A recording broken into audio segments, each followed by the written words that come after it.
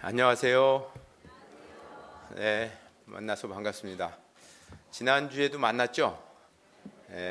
일주일 만에 한 달이 지났습니다. 10월에서 11월로. 오늘 이렇게 만나 뵙게서 반가운데요. 옆좌석, 앞좌석, 뒷좌석 찬양대 들어갈 때 민망하지 않도록 더 세게 시끄럽게 인사하겠습니다. 옆좌석, 앞좌석 인사하겠습니다. 안녕하세요. 반갑습니다. 네, 때리면서 해도 돼요.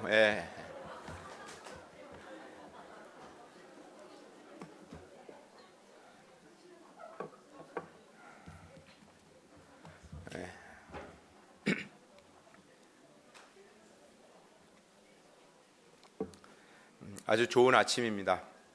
잠깐 기도하고 오늘 말씀을 시작하겠습니다.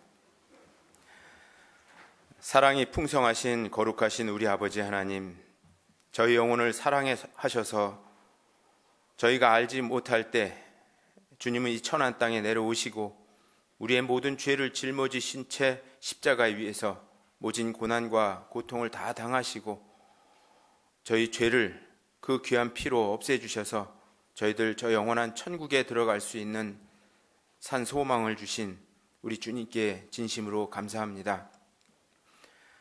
우리의 나머지 생애를 더 이상 헛되게 보내지 않도록 저희들 이 주님 몸된 교회 안에 불러 모아주시고 이곳에서 이 귀한 복음을 전할 수 있는 영광스러운 기회를 주시니 참으로 감사합니다. 아직도 구원받아야 될 너무나 많은 영혼들이 저희 주변에 있기에 저희들 이 땅에 살면서 나머지 생애 동안 이 귀한 복음을 전하다가 주님을 맞이하기를 원합니다.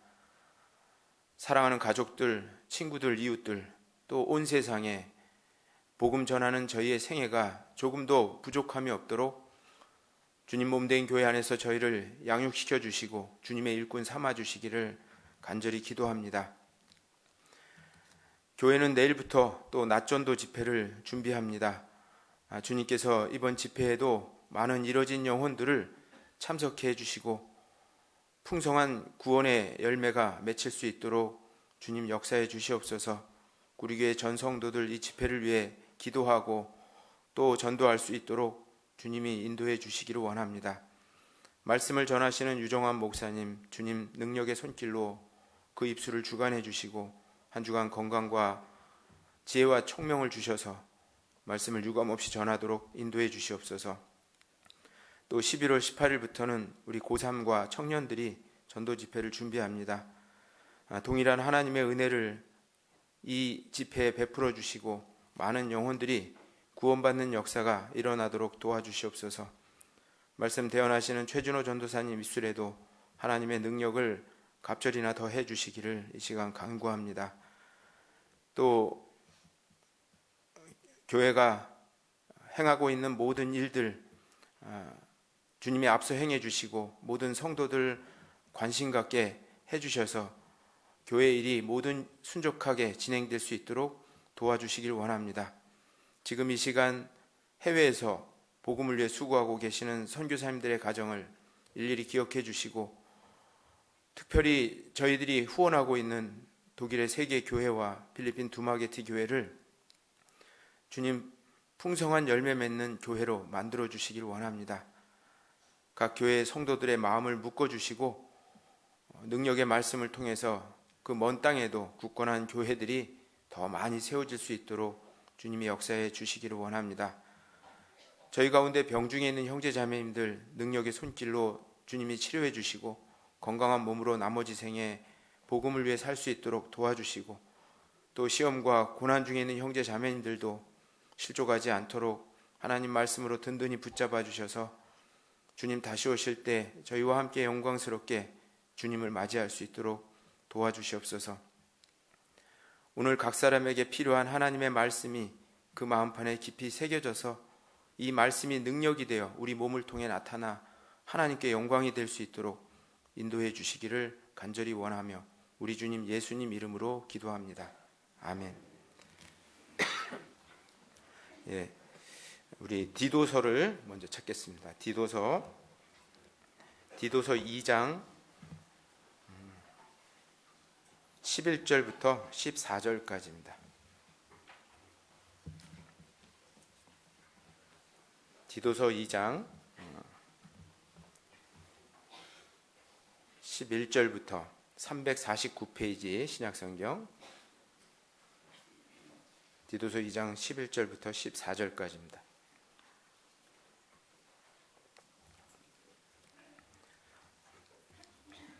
피셨으면 같이 한번 읽겠습니다. 모든 사람에게 구원을 주시는 하나님의 은혜가 나타나 우리를 양육하시되 경건치 않은 것과 이 세상 정욕을 다 버리고 근신함과 의로움과 경건함으로 이 세상에 살고 복스러운 소망과 우리의 크신 하나님 구주 예수 그리스도의 영광이 나타나심을 기다리게 하셨으니 그가 우리를 대신하여 자신을 주심은 모든 불법에서 우리를 구속하시고 우리를 깨끗하게 하사 선한 일에 열심하는 친백성이 되게 하려 하심이니라. 네, 여기까지입니다. 네, 지난주에는 8조구에서 전도 집회를 준비해서요, 한 주간 귀한 분들이 참석했습니다. 이번에도 구원받은 분들이 이 집회를 통해서 나타나서 정말 하나님께 감사드리고요. 우리 8조구 형제자매님들 너무 수고 많이 하셨습니다. 내일부터는 이제 낮전도 집회가 이렇게 시작이 되죠. 집회가 계속 이렇게 있는데 낮전도 집회는 뭐 저녁 집회하고 좀 다른 성격이니까 연이어서 이렇게 할 수가 있다고 이렇게 생각이 들어요. 낮에 이렇게 시간이 되시고 낮에만 이렇게 출석할 수 있는 분들이 계셔서 낮전도 집회를 1년에 2번 어머니에서 이렇게 준비하고 있습니다. 그래서 낮에 시간이 되시는 분들, 은빛 장년의 어르신들, 또 어머니회, 또 직장이 없는 분들, 이런 분들이 꼭 이렇게 전도할 수 있는 그런 기회를 맞이했으면 좋겠고, 또 집에 계시는 어르신들도 이렇게 낮에 이렇게 나올 수 있으니까, 밤에 오시는 것보다 더 쉬울 수 있으니까 오셔서 말씀을 듣게 해주시면 좋겠습니다. 그리고 낮전도 집회 끝나고 이제 또 한 주 후에 11월 14일부터 고3 청년 전도 집회가 있어요. 고3이 11월 14일 날 수능을 보는 거 아시죠? 수학 능력 시험을 보면 이제 할 일이 없어요. 내부로 두면 또 어디 막 탈선하고 그러니까 전도할 수 있는 기회를 좀 가졌으면 좋겠습니다. 또 고3들이 이제 내년에 청년에 들어가니까 청년들과 힘을 합쳐서 전도를 잘 했으면 좋겠고, 지금도 청년의 밴드에 많은 기도 부탁 영혼들이 올라오고 있습니다. 그래서 꼭 기도 많이 해주시고 집회에 참여해 주시기를 부탁드리겠습니다. 지난주에도 제가 여기 올라왔는데 이번 주에도 올라왔습니다. 지난주에는 10월이고 오늘은 11월 달, 한 달이 또 훅 지나가 버렸습니다. 그러고 보면 2019년도 이 2달밖에 안 남았어요. 2달 후에는 2020, 듣기 참 좋죠. 2020. 저는 그 연도가 올까 이렇게 싶었는데 어김없이 또 이제 2달 후에 2020이 이게 오게 돼요. 옛날에 2000년이 온다고 할 때도 막 Y2K지 뭔지 한때 것 때문에 막 시끌벅적했고, 이 세상이 막 종말이 온다, 이제 막 핵전쟁이 일어난다, 컴퓨터 오작동으로 막 이렇게 얘기했었는데, 제가 막 고등학교 막 다니고 그럴 때 2000년도가 올까? 그때 내 나이가 몇이지? 막 아주 까마득한 옛날인데 벌써 그게 쑥 지나고 지금 20년이 또 경과됐어요. 정말 세월이 너무너무 빠르고, 2000년도 즈문동이라고 하죠. 그때 태어난 아이들이 지금 이제 청년이 돼서 청년회에서 교제를 이제 하게 됩니다. 그래서 세월이 너무 빨리빨리 가고 있는데, 과연 이 세월, 빨리 가는 세월 앞에서 내가 얼마나 가치 있는 인생을 살고 있는가라고 하는 것들을 한번 이렇게 돌아보는 것들이 필요하고, 또 2달밖에 안 남은 올 한 해를 올 초에 또 하나님께 서원하고 또 다짐했던 것들이 잘 이루어지는지 2달 동안 점검하고, 또 올 초에 전도하려고 했던 분들 중에 아직 인도 못한 분들을 남은 집회에 꼭 인도해서 유종의 미를 잘 거뒀으면 좋겠습니다. 지난주에도 세상 속의 그리스도인이라는 제목으로 말씀을 드렸는데 오늘도 세상 속의 그리스도인 두 번째 시간을 가지려고 합니다. 그 세상과 그리스도인은 배와 물의 관계라고 이렇게 표현되어 있죠. 그리스도인을 배, 세상을 물 이렇게 표현할 수가 있어요. 물이 없으면 배는 아무 소용이 없죠. 존재의 의미가 없습니다. 그리스도인도 이 세상이 없으면 이 세상에 살 의미가 없죠.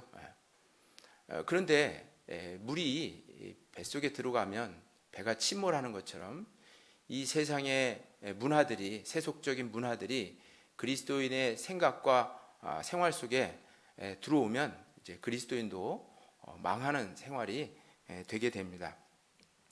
물고기가 짠 바닷물에 살고는 있지만 그 짠 물이 물고기 속에 들어오지 않는 것처럼 그리스도인도 이 세상에 살아가면서 이 세상의 문화나 세속적인 풍속들이 우리 생활 속에 들어오지 않도록 정말 경계하는 생활, 구별된 생활이 바로 그리스도인의 이 세상 속에서의 생활이다라고 말씀드렸습니다. 하나님의 역사는, 인간 역사는 구별의 역사라고 말씀드렸죠. 빛과 어두움으로 나누고 또 땅과 바다로 나뉘고 궁창 위의 물과 궁창 아래의 물로 나누기도 하시고 정한 짐승, 부정한 짐승 구별했죠. 유대인과 이방인을 주님이 구별했고 에덴 동산에서도 생명과 선악과를 구별해 놨습니다. 또 사람이 죽으면 천국과 지옥 둘 중에 하나 가도록 구별해 놨습니다. 교회라는 의미도 이 세상 속에서 지옥 갈 사람들 속에서 천국 갈 사람으로 빼어낸 무리, 구별된 무리라고 교회의 단어의 뜻을 말씀드렸습니다. 그래서 이 세상과 구별되는 것이 이 세상 속에 사는 그리스도인의 합당한 생활이고 하나님은 혼잡을 싫어하신다. 막 섞이는 것을 싫어하신다라고 말씀드렸습니다. 그래서 구약시대 때 태어나면서부터 하나님께 드려지기로, 하나님께 바쳐지기로 구별된 사람을 나스린이라고 말씀을 드렸는데 그 나스린이 신약시대 바로 그리스도인의 모형이고 그림자다라고 말씀을 드렸습니다. 그래서 이 나스린의 규례를 세 가지 말씀드렸죠. 첫째는 포도주와 독주를 멀리하라는 것입니다. 그것은 그리스도인이 이 세상의 쾌락, 이 세상이 주는 즐거움, 잠시 주는 즐거움들을 멀리하면서 살아야 됨을 말씀드렸고, 두 번째 나스린의 규례는 머리에 삭도를 대지 않는 거죠. 머리를 깎지 않는 겁니다. 긴 머리는 바로 복종의 표시라고 말씀을 드렸죠. 그래서 그리스도인은 이제 구원받고 나면 우리의 주인이 계시다. 그것이 바로 우리 주님이고 하나님이시죠. 그래서 평생을 이제 구원받은 이후에 평생을 이제 하나님의 종으로 살아야 되고, 종은 주인의 뜻대로 사는 것이 마땅한 위치이니까 이제 살아도 죽어도 주를 위해서 살기도 하고 죽기도 해야 된다라고 하는 것을 말씀드렸고, 또 세 번째는 나스린은 시체를 가까이 하지 않는데 신약시대의 그리스도인은 구원받기 전에 죽은 행실에서 멀리하면서 살아야 된다라고 말씀을 드렸죠. 그래서 구원받기 전에 잘못된 성품, 잘못된 말, 잘못된 행동들 이런 것들을 멀리하고 새 사람으로 이렇게 살아야 된다라고 하는 것을 지난 시간에 말씀을 드렸습니다. 오늘 시간에는 이 세상 속에 그리스도인의 위치에 대해서 좀 말씀을 드려보려고 합니다. 이 세상 속에서 그리스도인의 위치는 어떠하며 그 위치를 어떻게 지키며 또 그 위치를 옮길 경우에는 어떤 경우인지 이런 것들을 같이 살펴보고 또 그리스도인의 정체성에 대해서, 그리스도인은 과연 누구인지, 성경에 그리스도인은 뭐뭐다라고 이렇게 표현한 구절이 있죠. 그리스도인은 소금이다, 그리스도인은 빛이다, 뭐 이런 표현들이 굉장히 많이 있는데 정말 이 세상 속에서 그리스도인의 정체성이 무엇인지 이런 것들을 같이 이렇게 나눠보는 나머지 시간을 갖도록 하겠습니다. 디도서 2장 11절 말씀을 본문 말씀으로 찾았는데요. 제가 먼저 읽어보겠습니다. 모든 사람에게 구원을 주시는 하나님의 은혜가 나타나. 이 11절은 영혼 구원에 대해서, 과거 그리스도인들이 어떻게 살다가 주님을 만났는지를 설명해 주는 영혼 구원에 대한 이야기가 11절에 나타나 있죠. 모든 사람에게 구원을 주시는 하나님의 은혜가 바로 나에게 나타나서 내가 구원을 받았다는 뜻입니다. 여기 모든 사람이라는 말에 주의해야 되겠죠. 하나님은 모든 사람이 구원받기를 원해서 모든 사람을 구원해 주셨습니다. 다만 그 모든 사람을 구원해 주신 하나님의 은혜를 사람들이 마음에 받아들이지 않고 깨닫지 못해서 구원을 받지 못하는 겁니다. 따라서 예정론은 잘못되어 있죠. 어떤 특정한 사람들은 태초부터 구원하기로 예정해놨고, 어떤 특정한 사람은 태초부터 지옥 가기로 예정되어 있는 게 아니죠. 하나님은 모든 사람에게 구원을 주시는 하나님의 은혜를 나타냈다고 말씀했습니다. 참빛, 각 사람에게 비치는 빛이 있었나니라고 요한복음 1장에 말씀한 것처럼 모든 사람에게 하나님의 은혜가 나타났죠. 그걸 우리는 그 은혜를 마음에 받아들임으로 인해서 구원을 받은 겁니다. 이 구원을 받은 사람을 그리스도인이다 이렇게 표현하죠. 그리스도와 내가 함께 공존하고 살고 있는 겁니다. 내 몸속에 살고 있는 거죠. 그래서 그리스도인이라고 이렇게 말씀하고 있는데, 그 그리스도인은 여기 12절에 우리를 양육하시되 경건치 않은 것과 이 세상 정욕을 다 버리고 근신함과 의로움과 경건함으로 이 세상에 살고.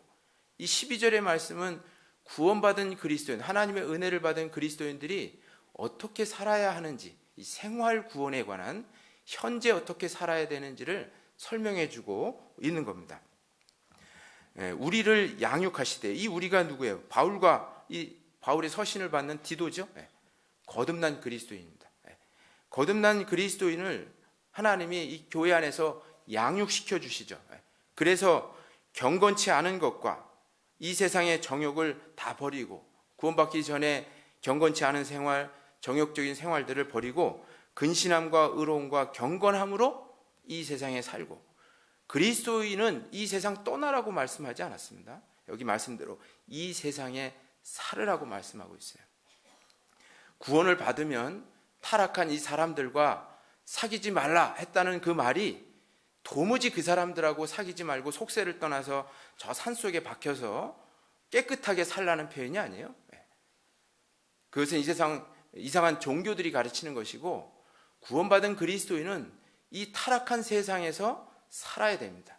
다만 그들과 융합되지 않고 구별되게 살라고 말씀하신 것이 주님의 가르침입니다. 그래서 근신함과 의로움과 경건함으로 이 세상에 살고 라고 이렇게 표현되어 있죠. 이 세상에 살고가 참 중요해요. 구원받으면 바로 죽는 게 아니에요. 이 세상에서 살아야 됩니다. 할 일이 있기 때문에 그런 거죠. 바로 이루어진 영혼을 건지는 일이 있기 때문에 그렇습니다. 그래서 고린도전서 5장 9절에 보면 내가 너희에게 쓴 것은 음행하는 자들을 도무지 사귀지 말라 하였거니와.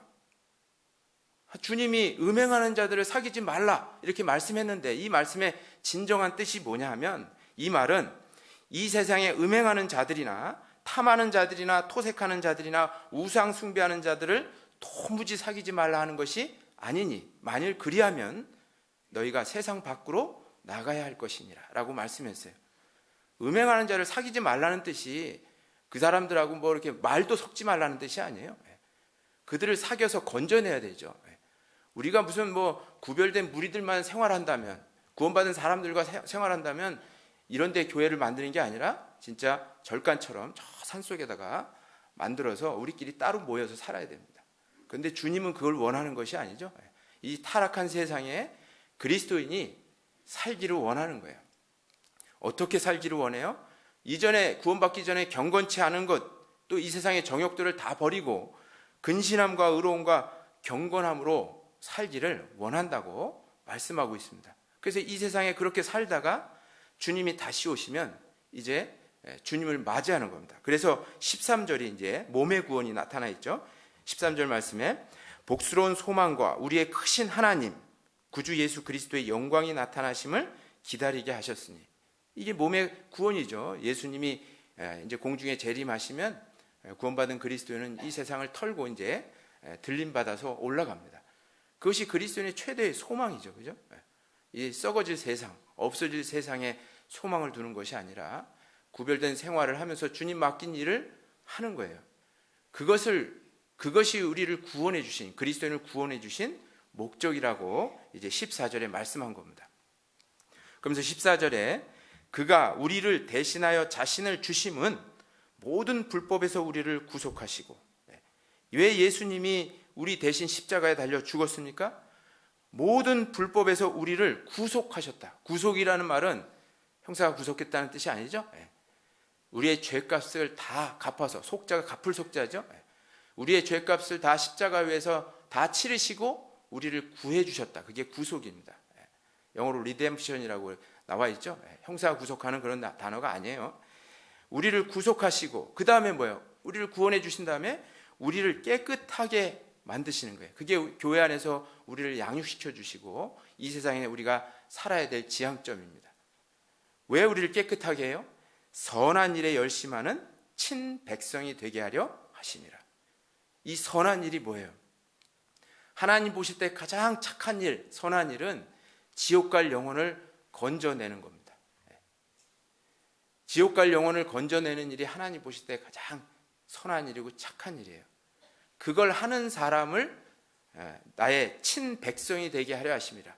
그냥 하나님의 백성이 되게 하려 하심이라고 하는데 앞에 친자라는 단어가 붙어 있죠. 이 친이라는 헬라 원어는 다이아몬드 같이 보석과 같은 존재라는 뜻입니다. 땅에 있는 성도는 존귀한 자니 나의 모든 즐거움이 저에게 있느니라 라고 말씀하신 것처럼 이 땅에 있는 구원받은 성도들은 주님의 선한 일을 위해서 부르심을 받은 사람들이기 때문에 하나님이 보석과처럼 존귀하게 여긴다는 거예요. 친백성, 보석과 같은 백성이 되게 하려 하심이라고 말씀하고 있습니다. 그래서 그리스도인은 이 세상에 살아야 되죠. 이 세상에 살아야 되는데 구별되게 살으라고 말씀하고 있어요. 그리고 주님이 우리를 구원하실 때 그 위치들 있죠. 하나님이 우리를 구원했을 때의 위치, 아내의 위치, 남편의 위치, 또 종의 위치, 상전의 위치, 또 여러 가지 자녀의 위치, 부모의 위치, 이런 위치들을 가르쳐 주셨어요. 그리고 그 위치를 그대로, 구원받기 전의 위치를 그대로 지키며 살아라 라고 말씀하고 있어요. 아내가 구원을 받았어요? 그러면 남편이 구원 안 받았다고 이혼하라고 가르치지 않습니다. 그 아내의 위치를 그대로 지키라고 말씀하고 있어요. 그래서 부르심을 받은 그대로 거하라. 이게 구원받은 그리스도인에게 위치를 올바로 잘 지키라고 가르치고 있어요. 이 세상에 살면서. 우리 고린도전서 7장을 찾아보겠습니다. 고린도전서 7장. 고린도전서 7장 17절입니다. 270페이지의 신약성경. 고린도전서 7장 17절부터 24절까지 좀 긴 건데요. 제가 읽으면서 설명해 드리겠습니다. 고린도전서 7장 17절 같이 한번 읽어보죠. 오직 주께서 각 사람에게 나눠주신 대로 하나님이 각 사람을 부르신 그대로 행하라. 내가 모든 교회에서 이와 같이 명하노라. 네, 그것까지. 주님은 각 사람에게 나눠주신 대로 하나님이 각 사람을 부르신 그대로 행하라. 부르신 그대로가 뭐예요? 지옥 갈 세상 사람들 가운데서 우리를 구원받은 무리 속으로 불러주신 거예요. 이게 구원을 얘기합니다. 우리를 부르실 때 그 위치를 그대로 지키며 살으라 이렇게 말씀하고 있는 거예요. 그러면서 18절에 할례자로 부르심을 받은 자가 있느냐? 무할례자가 되지 말며 무할례자로 부르심을 받은 자가 있느냐? 할례를 받지 말라. 할례가 유대인들이 행하는 율례죠. 할례자로 유대인으로 부르심을 받았냐? 유대인일 때 구원을 받은 사람이냐? 그러면 이방인처럼 굳이 될 이유가 없다. 무할례자가 되지 말며, 또 무할례자로 부르심을 받았냐? 이방인이어서 구원을 받은 사람이 있느냐? 그러면 굳이 또 유대인처럼 행할 이유도 없다라고 이렇게 말씀하고 있죠. 이방인은 이방인의 부르신 그대로 이방인의 일을 행하고, 유대인은 유대인의 부르신 받은 그대로 유대인의 일을 행하라고 말씀하고 있어요. 왜냐? 할례 받는 거나 할례 받지 않는 거나 이건 아무 의미가 없다는 거예요, 구원받은 사람에게. 그래서 19절에 할례 받는 것도 아무것도 아니요 할례 받지 아니하는 것도 아무것도 아니로되 오직 하나님의 계명을 지킬 따름이니라. 진짜 중요한 것은 이 할례를 받고 안 받고 이런 율법의 행위가 중요한 게 아니라 정말 하나님의 계명을, 하나님의 말씀을 내가 순종하면서 살 수 있는 그런 위치라면, 그런 부르심이라면 그 부르심을 그대로 유지하며 살으라는 거예요. 할례 받은 사람이 무할례자가 되지도 말고, 무할례자가 구원받았을 때 할례자가 또 되지 말라. 그러니까 구원받을 때 위치를 그대로 지키면서 살으라는 거예요. 하나님 말씀을 순종하며 사는데 지장이 없다는 전제하에서. 근데 하나님의 말씀을 순종하는데, 하나님의 계명을 지키는데 문제가 있다면 위치를 옮겨야겠죠. 그죠? 그래서 여기 20절에 각 사람이 부르심을 받은 그 부르심 그대로 지내라. 21절, 내가 종으로 있을 때의 부르심을 받았느냐? 염려하지 말라. 그러나 자유할 수 있거든 차라리 사용하라. 여기는 또 위치를 옮겨도 된다 그랬죠. 종으로 부르심을 받은 사람이 있느냐? 이건 옛날에 노예입니다. 노예는 얼마나 자유자가 되고 싶겠어요. 그죠? 그런데 노예 생활이 하나님의 말씀을 순종하고 지키는데 뭐 문제가 없다면 그냥 노예 생활로 있어라. 그런데 그런 게 문제가 되면, 자유할 수 있으면 또 자유해라. 그러니까 위치를 옮길 수도 있다는 거죠. 근데 옮기는 기준이 뭐예요? 세상적인 기준이 아니라 하나님의 말씀을 정말 순종할 수 있는, 계명을 지킬 수 있는 그런 거라면 옮기라는 거죠. 여러분, 어떤 사람이 조폭으로 있다가 구원을 받았어요. 그럼 조폭 생활을 계속 해야 됩니까? 그건 하나님의 말씀을 지키는데 문제가 많은 거예요. 그럴 땐 자유해야 되죠. 그걸 위치를 옮겨야 됩니다. 어떤 사람 술집을 다니다가 구원을 받았어요. 그럼 그 일을 계속 해야 됩니까? 아니죠. 그건 하나님의 말씀을 순종하는데 문제가 있어요. 그럴 땐 옮기는 거예요. 그런데 그런 게 아니라면, 하나님의 말씀을 순종하고 주님 뜻대로 살아가는데 문제가 전혀 없다면 종이라도 그냥 종으로 부르심 받은 그대로 거하라, 이렇게 말씀하고 있는 겁니다. 그래서 21절에 네가 종으로 있을 때 부르심을 받았느냐? 염려하지 말라. 그러나 자유할 수 있거든 차라리 사용하라. 그러면서 22절에 주 안에서 부르심을 받은 자는 종이라도 주께 속한 자유자요. 또 이와 같이 자유자로 있을 때 부르심을 받은 자는 그리스도의 종이니라. 자, 종이 비록 내가 지금 신분이, 하나님이 부르심을 얻을 때, 구원받을 때 위치가 종이라도 그거 굳이 바꾸지 않아도 된다. 왜냐하면 종도 하나님 보실 때는 자유자다. 율법에서 완전한 자유를 입은 자유자라는 거예요. 반면에 자유자라 할지라도 22절 중간에 나오죠. 자유자로 있을 때 부르심을 받은 자는 또 자유자, 종을 부리는 위치에 있다 할지라도 엄밀히 말하면 그 사람도 그리스도의 종이니까, 종이든 자유자도 이런 게 중요한 것이 아니라 하나님의 말씀을 순종하는 위치에서 부르심을 받았으면 그냥 그 위치를 그대로 지키며 살으라라고 이렇게 말씀한 거예요. 자, 우리 형제 자매님들이 구원을 받은 시점이 있죠. 구원을 받았을 때 내가 종으로 구원을 받았으면 그 종의 위치를 그대로 지키라는 거예요. 내가 상전으로 구원을 받았으면 그 상전의 위치를 그대로 지키라는 거예요. 아내로 구원을 받았으면, 아내의 위치에서 구원을 받았으면 자기 남편 버리지 말고 그대로 아내의 위치를 하나님 말씀대로 순종하라는 거예요. 남편이었을 때 구원받았다면 아내 버리지 말고, 구원받지 않았더라도 아내를 버리지 말고 그 아내에게 남편의 위치를 잘 지키며 행하라고 가르치고 있는 겁니다. 그래서 부르심을 받은 위치가 있어요. 우리 모두에게는. 그래서 그 위치에 합당한 말씀, 그 위치를 어떻게 지켜야 되는지. 사실 신앙생활은 위치 지키거든요. 자기 위치를 파악하고 그것을 하나님 말씀대로 잘 순종하면서 그 위치를 지키는 사람들이 신앙생활을 잘하는 사람들입니다. 먼저 종으로 부르심을 받은 사람들이 있어요. 옛날에 종은 사실 노예입니다. 그럼 우리 시대에는 노예는 없잖아요. 근데 우리 시대에 그럼 종은 뭘까? 한번 생각해 보세요. 이 사회에서 위아래가 있잖아요. 그죠? 가정에서도 부모님이 있고 자식이 있고 위아래가 있어요. 이 사회에서 위아래가 있습니다.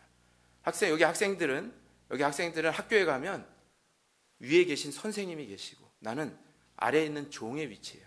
그죠? 또 직장을 가면 직장에 내 상전이 있어요. 육체의 상전들이 있고 나는 부하 직원이 있을 수가 있습니다. 옛날에 종의 위치를 지키라라고 하는 것을 우리 시대에 적용한다면 내가 학생을 있을 때 부르심을 받았으면 그 학생의 위치를 그대로 지켜야 된다는 거예요. 또 회사 다니면서 부하 직원으로 내가 부르심을 받았으면 그 회사 때려치지 말고 그 부하 직원으로 그 위치를 잘 지키라고 말씀하고 있습니다. 그래서 그 종으로 있는 사람들이 어떻게 처신해야 되는지, 학생이나 부하 직원들이 이 사회에서 어떻게 처신해야 되는지를 성경에서 가르치고 있어요. 자기 상전에게 어떻게 대해야 되는지. 그걸 잘해야 자기 상전이, 육체의 상전이 구원을 받습니다. 하나님은 여러분의 위치를 부르심받은 그 위치를 그대로 지키라는 이유가 뭘까? 그 세상 속에 구원받아야 될 사람들이 있기 때문에 그런 거예요. 그래서 학생은 자기 선생님을, 자기의 상전을 구원하기 위해서 종의 위치를 잘 지켜야 되고, 회사에서 자기의 상전을 구원받게 하기 위해서 부하 직원으로서의 주님의 가르침을 잘 지켜내야 됩니다. 그래서 첫 번째로는 종으로서의 위치를 주님 어떻게 말씀하셨는지 한번 찾아보려고 해요. 골로새서 3장을 보겠습니다. 골로새서 3장.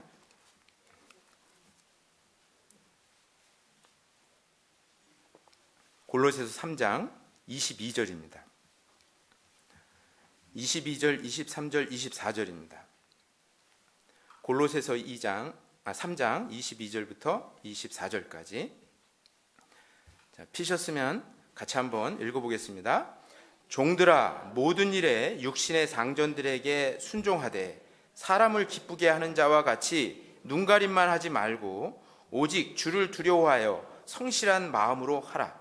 무슨 일을 하든지 마음을 다하여 주께 하듯 하고 사람에게 하듯 하지 말라.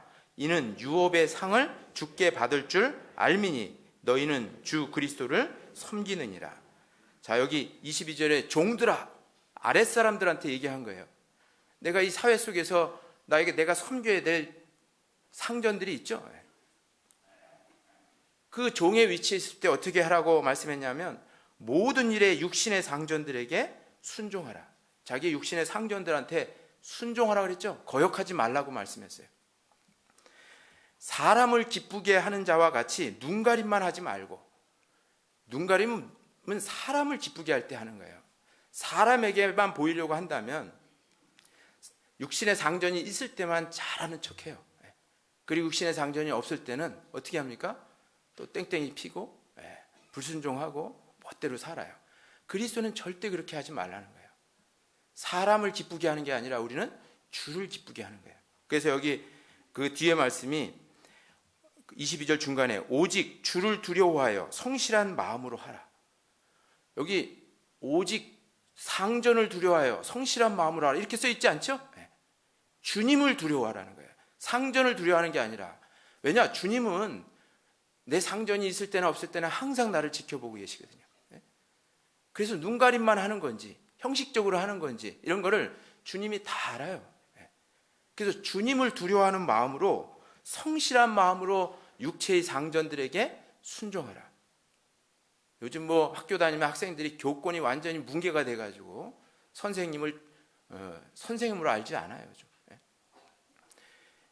옛날에 저희 학교 다닐 때만 해도 선생님 너무 어려워가지고 그림자도 밟지 않았다고 이야기하는데, 요즘은 애를 하나 둘밖에 안 나니까 아이들이 너무 귀중하게 옥동자처럼 키우니까 이 학교에서도 선생님에 대한 육체의 상전에 대한 버릇이 하나도 없는 거야.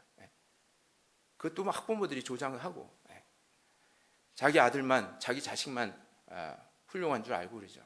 그러나 성경은 육체의 상전들에게 눈가림만 하지 말고 잘 순종하라 라고 가르치고 있어요. 그건 직장에서도 마찬가지예요. 여기 다 직장인들 많죠. 자기 육체의 상전들을 오늘 지금 생각해 보세요. 누군지. 그리고 왼수 같은 사람이다 이렇게 생각하지 말고 주님이라고 생각하라고 말씀하고 있어요. 그 뒤에 보면 23절에 무슨 일을 하든지 마음을 다하여 누구께 하듯 하고 주께 하듯 하고 사람에게 하듯 하지 말라. 여기도 무슨 일을 하든지 마음을 다하여 상전에게 하듯 하고 이렇게 하지 않았죠? 주님께 하듯 하라 그랬어요. 육체의 상전들을 직장이나 학교에서 자기 육체의 상전들을 주님 앞으로 인도하려면, 전도하려면 이렇게 해야 됩니다. 이 위치를 잘 지켜내야 돼요. 거역하거나 반항하거나 하셔는 안 되죠. 그런 이 종으로서의 위치를 지키는 사람에게 하나님이 대가를 주십니다. 뭐냐면 24절에 이는 유업의 상을 주께 받을 줄 알미니 너희는 주 그리스도를 섬기느니라. 그렇게 육체의 상전에게 순종한 그 결과에 대한 상을 누구한테 받아요? 육체의 상전한테 받는 게 아니고 주님께 받기 때문에 하는 거예요. 이 세상에서 내가 육체의 상전에게 성실히 행하고 정말 죽게 하듯 했는데 사람은 못 알아줄 수가 있죠. 그죠? 그래서 어떤 상도 대가도 없을 수도 있어요. 승진도 안 될 수도 있고 직장에서. 그러나 주님은 확실히 주십니다. 유업의 상을 주께 받을 줄 알미니라. 우리 그거 보면, 그거 생각하면 상전, 육체의 상전이 있든 없든 간에 항상 성실한 마음으로 주님을 위해서 할 수가 있는 거야. 그죠? 그것을 잘 해야만 육체의 상전을 구원할 수가 있습니다. 이 동일한 말이 에베소서 6장 5절에도 나와 있는데 종들아 두려워하고 떨며 성실한 마음으로 육체의 상전에게 순종하기를 그리스도께 하듯 하며, 육체의 상전에게 순종하기를 그리스도 주님께 하듯 하라라고 말씀하고 있어요. 눈가림만 하여 사람을 기쁘게 하는 자처럼 하지 말고, 똑같이 말씀했죠. 눈가림만 해서 사람을 기쁘게 하는 자처럼 하지 말고 그리스도의 종들처럼 마음으로 하나님의 뜻을 행하여 단마음으로 섬기기를 주께 하듯 하고, 단마음, 내 첫 마음으로 주님을 섬기듯이 육체의 상전을 섬기라고 말씀하고 있어요. 명심해야 됩니다. 지금 이 세상 속에서 살고 있잖아요. 학생들도 그렇고 직장에 가면 육체의 상전들이 있을 거예요. 그런 상전들을 잘 순종하고 복종하며 살아야 됩니다. 그래야만 그들이 우리들을 통해서 구원을 받을 수가 있어요. 자기에게 잘해주는 사람에게는 다 순종할 수 있죠. 그죠? 근데 성경은 자기에게 잘해주는 사람만이 아니라, 관용하는 자들에게만 아니라 또한 까다로운 자들에게도 그리하라 라고 말씀하고 있어요. 베드로전서 3장 18절에 우리를 관용하는 자들에게만 순종하는 것이 아니라 우리를 까다롭게 하고 힘들게 하는 육체의 상전들에게도 순종하고 복종하라 라고 말씀하고 있어요. 자기에게 잘 대해주는 사람에게 순종하고 복종하는 것은 사실은 아무나 할 수 있는 거예요. 그리스도인이라는 위치가 뭡니까? 까다롭게 하는 사람에게도 해야 됩니다. 그리고 또 직장에서, 또 학교에서 자기의 육체의 상전이 거듭난 그리스도인일 수가 있어요. 그럴 때는 더 잘 섬기라고 말씀하고 있습니다. 근데 우리 거꾸로 할 수 있죠. 형제 자매님이 내 육체의 상전이면 뭐 저 다 사랑으로 다 덮어주시겠지 하면서 더 농땡이 피고 더 일을 안 하고 더 경히 여길 수가 있습니다. 그렇게 하지 말라고 말씀하고 있어요. 디모데전서 6장 한번 보겠습니다. 디모데전서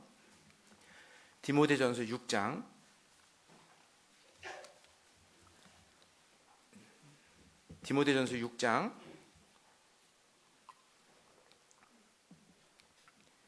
1절 2절입니다. 디모데전서 6장 1절 2절 같이 한번 읽어보죠. 무릇 멍에 아래에 있는 종들은 자기 상전들을 범사에 마땅히 공경할 자로 알지니 이는 하나님의 이름과 교훈으로 회방을 받지 않게 하려 함이라. 믿는 상전이 있는 자들은 그 상전을 형제라고 경히 여기지 말고 더 잘 섬기게 하라. 이는 유익을 받는 자들이 믿는 자요 사랑을 받는 자임이니라. 너는 이것들을 가르치고 권하라. 여기도 1절에 종들은 자기 상전들을 범사에 모든 일이라 했죠. 마땅히 공경할 자로 알지니, 경외하고 공경해야 돼요. 왜 그렇게 하라 그랬죠? 하나님의 이름과 교훈으로 회방을 받지 않게 하려 합니다. 하나님의 말씀이 막히지 않게 하기 위해서. 따라서 우리 구원받은 그리스도인이 종의 위치에 있을 때 자기 육체의 상전을 공경하지 않고 순종하지 않으면 하나님의 말씀이 어떻게 회방된다는 거예요. 말씀을 전할 수가 없다는 거예요. 그럼 뭐하러 이 세상에 삽니까? 우리가 회사를 다니고 우리가 학교를 다니고 하는 이유가 그곳에 구원받아야 될 사람들이 있기 때문에 우리가 다니는 건데, 그들에게 순종하지 못하고 그들을 공경하지 못해서 만약에 하나님의 말씀이 회방된다면 그거는 뭐 존재의 가치가 없는 겁니다. 그리고 2절에 믿는 상전이 있는 자들, 이 가운데 그런 분이 있죠. 회사에 정말 구원받은 그리스도인이 자기의 사장이고 육신의 상전인 분들이 있습니다. 여기 믿는 상전이 있는 자들은 그 상전을 형제라고 경히 여기지 말고 더 잘 섬기게 하라. 경히 여길 수 있으니까 그렇죠. 아, 형제끼리 뭐 이렇게 대할 수가 있어요 하면서 막 그렇게 할 수가 있으니까 이런 말씀을 한 거예요. 그러나 더 잘, 구원받지 않은 상전보다 구원받은 상전을 더 잘 섬겨야 됩니다. 왜 그렇죠? 이는 유익을 받는 자들이 믿는 자요 사랑을 받는 자임이니라. 그 내가 잘 섬기고 순종하고 해서 유익을 받는 분이 구원받은 그리스도인이라면 더더욱 큰 기쁨이잖아요. 그죠? 그러니까 믿는 상전, 구원받은 상전이라면 더 잘 섬겨야 됩니다. 이게 종의 위치에 있을 때 우리를 부르셨었고 그 위치를 그리스도인이 잘 그런 말씀대로 지켜야 됨을 말씀하고 있는 거예요. 자, 종만 얘기한 게 아니죠. 여기에 또 상전이 계세요. 학교에서는 선생님도 계시고 또 직장에서는 부하 직원을 거느리고 있는 분들도 계세요. 상전에게도 같은 말씀을 하셨습니다. 종들에게만 말씀한 게 아니에요. 상전에게 하신 주님의 말씀, 그 위치를 잘 지켜야 자기 아랫사람들을 구원받게 할 수가 있어요. 그렇지 않으면, 그 말씀대로 지키지 않으면 자기 아랫사람들을 구원받게 할 수가 없습니다.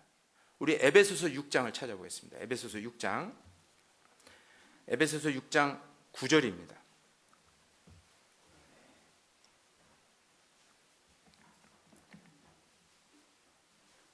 에베소서 6장 9절 펴셨으면 같이 한번 에베소서 6장 9절 같이 한번 읽겠습니다. 상전들아 너희도 저희에게 이와 같이 하고 공갈을 그치라.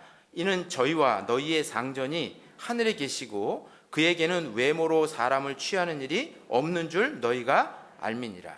자, 여기 상전들에게 얘기했죠. 그죠? 하나님이 너희도 저희에게, 저희가 누구예요? 종들한테, 아랫사람들한테, 부하 직원한테 이와 같이 하고, 이와 같이가 뭐예요? 종들이 주인을 섬기는 마음같이 똑같이 하라는 거예요. 윗사람이라고 해서 아랫사람들을 막 공갈치고 협박하고 이렇게 하지 말라는 겁니다. 완력으로 하지 말라는 거죠. 저희에게 이와 같이 하고 종들이 주인을 섬기는 것처럼 똑같이 하라는 거예요. 왜 그렇게 하나? 그리고 공갈을 그치라 이렇게 말씀했죠. 공갈이 뭐예요? 협박이죠. 너 내 말 안 들으면 자른다 이렇게. 너 내 말 안 들으면 월급 안 줘. 넌 옛날에 종들은 아마 너 내 말 안 들으면 죽는다 이렇게 얘기했을 거예요. 죽일 수도 있었으니까. 하지 말라는 거예요. 그렇게. 왜냐하면 이는 저희와 너희의 상전이 하늘에 계시고 그에게는 외모로 사람을 취하는 일이 없는 줄 너희가 알미니라. 아무리 자기가 사장이고 자기가 위에 있는 사람이라 할지라도 그 위에 누가 있다는 거야? 하나님이 계시다는 거야. 사람은 외모로 하나님은 외모로 사람을 취하지 않는다. 하나님의 관점으로 그를 대하라는 거예요. 이 세상에서나 위치가 아래에 있는 위치지 하나님 보실 때는 사장이나 종이나 다 동일한 사랑하는 영혼을 가지고 있는 겁니다. 그래서 하나님의 관점으로 외모로 사람을 취하지 말고 성실한 마음으로 종들을 섬기는 마음으로 그렇게 취하라는 거예요. 상전들에게 얘기했어요. 이렇게 해야 자기의 종들을, 자기의 부하 직원들을 구원할 수가 있어요. 그리고 공평하게 대해야 됩니다. 부하 직원들을. 그래서 골로새서 4장 1절에 상전들아 의와 공평을 종들에게 베풀지니 너희에게도 하늘에 상전이 계심을 알지어다. 종들에게 의와 공평으로 대하라고 말씀했어요.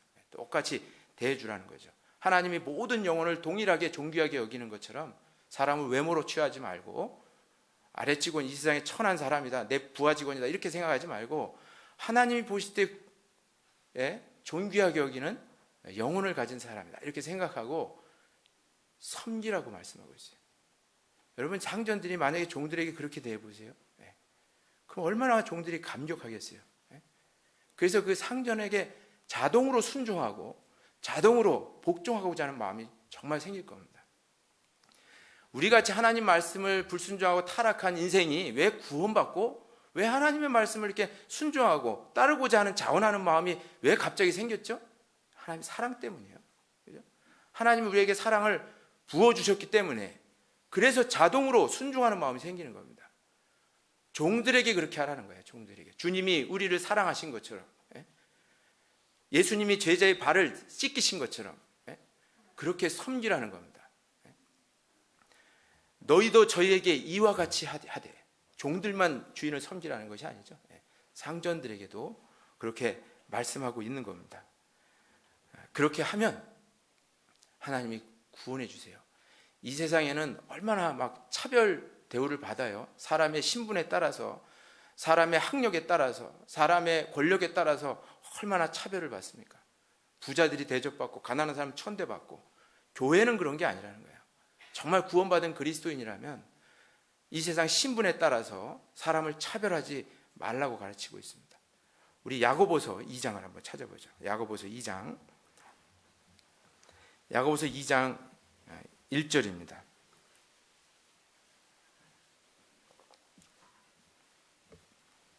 야고보서 2장 1절 제가 읽어보겠습니다. 내 형제들아 영광의 주 곧 우리 주 예수 그리스도를 믿는 믿음을 너희가 받았으니 사람을 외모로 취하지 말라. 자, 구원을 받았으면 아까 1절이 구원 받았으면 이제 사람을 외모로 취하지 말라. 뭐 이 세상에서 아주 높은 위치에 있는 사람한테는 잘하고 그렇지 못한 사람한테는 천대하게 대하고 절대 교회에서는 그러지 말라 말씀하고 있습니다. 그리고 2절에 만일 너희 회당에 금가락지를 끼고 아름다운 옷을 입은 사람이 들어오고 또 더러운 옷을 입은 가난한 사람이 들어올 때 너희가 아름다운 옷을 입는 자를 돌아보아 가로되 여기 좋은 자리에 앉으소서 하고 또 가난한 자에게 이르되 너는 거기 섰든지 내 발등상 아래에 앉으라 하면 4절은 같이 한번 읽어요. 너희끼리 서로 구별하며 악한 생각으로 판단하는 자가 되는 것이 아니냐. 교회 안에서는 세상에서는 이렇게 하고 있어요 지금, 그죠? 교회 안에서는 그렇지 말라. 그리고 구원받은 그리스도라면 이 세상 사람들을 대할 때도 사람을 외모로 취하는 것이 아니라 모든 사람을 종의 위치로 섬기라라고 이렇게 말씀하고 있어요. 이게 상전들에게 하신 주님의 말씀이에요. 이걸 잘 지켜야 위치를, 이 부르심을 받은 그 위치를 잘 지켜야 자기 주변에 있는 사람들이 이제 구원을 받는 겁니다. 자, 지금 학교나 회사 얘기를 했는데 또 가정에서의 위치가 있죠. 그죠? 가정에는 부부가 있습니다. 아내와 남편이 있고 또 부모와 자식이 있어요. 그런 구성원들이 있어요. 여러분들 그 위치에 있죠? 어떤 사람은 아내의 위치, 남편의 위치, 어떤 사람은 자식의 위치, 어떤 사람은 부모의 위치 있습니다. 그 위치도 주님이 부르셨을 때 그 위치를 그대로 지키고 살으라고 말씀하고 있어요. 구원받은 그리스도인은 절대 이혼하면 안 됩니다. 구원받지 않은 남편이라 할지라도, 구원받지 않은 아내라 할지라도 이제 절대 이혼하면 안 돼요. 그리고 주님이 주신 그 말씀대로, 그 위치에 맞는 말씀대로 살아야 됩니다. 그래서 첫 번째 아내에게 말씀했어요. 아내는 이렇게 살아야 된다. 그래야 자기의 믿지 않은 남편이 구원을 받는다라고 말씀하고 있어요. 어떻게? 항상 남편에게 순복하며 살으라고. 그가 구원을 받았든 안 받았든 간에 순복하며 살으라고, 그 위치를 그대로 잘 지키며 살으라고 말씀하고 있어요. 베드로전서 3장을 보겠습니다. 그 뒤에 베드로전서 3장 1절부터 6절까지입니다. 베드로전서 3장 1절부터 6절까지 제가 읽어볼게요. 3장 1절. 아내된 자들아, 이와 같이 자기 남편에게 순복하라. 이는 혹 도를 순종치 않는 자라도 말로 말미암지 않고 그 아내의 행위로 말미암아 구원을 얻게 하려 함이니 너희의 두려워하며 정결한 행위를 봄이라. 자, 아내된 자들에게 주님 말씀했죠. 이와 같이라는 말이 뭐예요? 그 베드로전서 2장 18절 읽어보면 종들이 주인에게 순종하는 것처럼 이렇게 말씀하는 거예요.